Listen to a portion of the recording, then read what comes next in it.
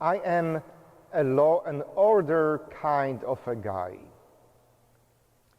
For 3 years before coming to St. Stanislaus, I was actually a sheriff department and police department chaplain.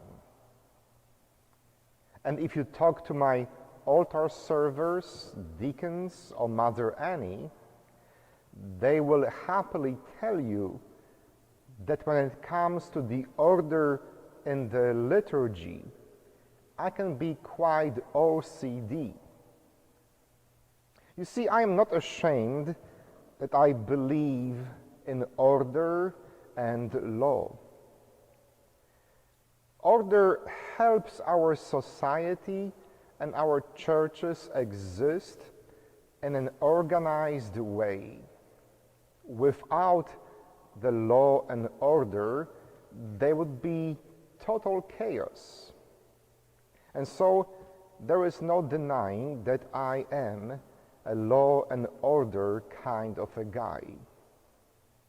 But on the other hand, I am keenly aware that there have been, and that there will be laws that are unjust and should not be obeyed. After all, it was perfectly legal to have slaves for many centuries. On the other hand, it was illegal in Poland and Nazi-occupied Europe to help Jewish refugees. And when it comes to the order, anyone who has ever visited the Auschwitz concentration camp will not forget the sign above the main gate. In German, it proclaimed, Ordnung muss sein, which means order must be.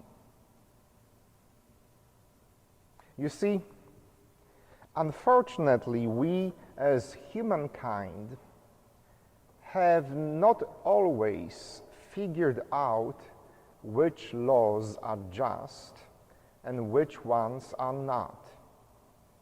And too often we have justified our bigotry, our hatred of the other, by saying that laws must be obeyed. Even in the Bible itself, one can find many examples of laws and rules that were dated, that were unjust, and we don't follow them anymore. And so, this is why as Christians, we always look up to that law of love that Jesus gave us himself when he was asked, "Teacher, which one is the greatest of all the rules and commandments?" He said, "Love your God and love your neighbor as yourself." This is the law. This is the prism in which and by which we have to judge all other laws, rules, and orders. In today's second reading, St. Paul, writing to the Romans, reminds us that all the commandments, thou shalt not commit adultery, thou shalt not kill, thou shalt not steal, thou shalt not covet. And he says, whatever other commandment they may be, are summed up in this saying, you shall love your neighbor as yourself. And Paul continues, love does no evil to the neighbor. Hence, love is the fulfillment of law. You see, today in the 21st century, we have to re-examine our laws and the order on which our societies and churches are built.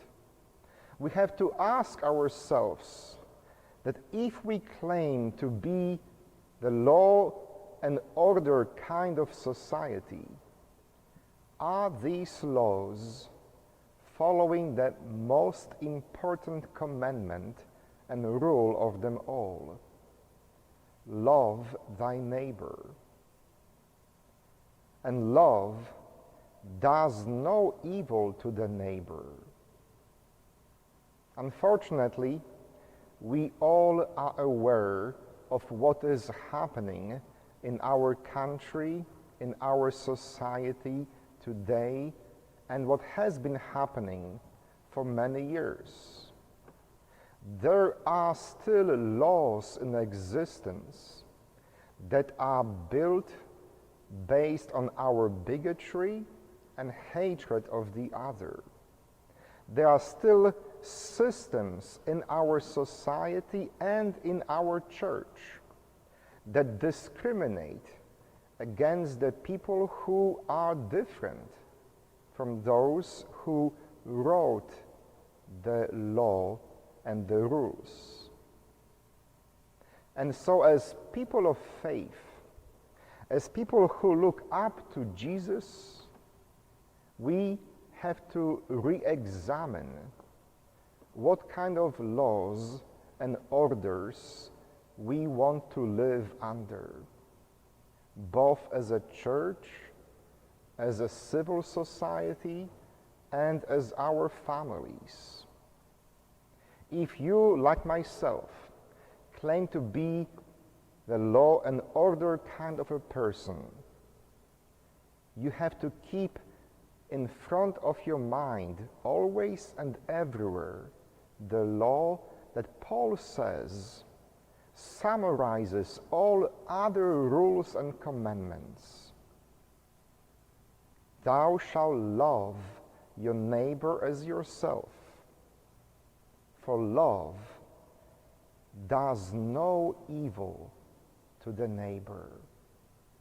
Amen.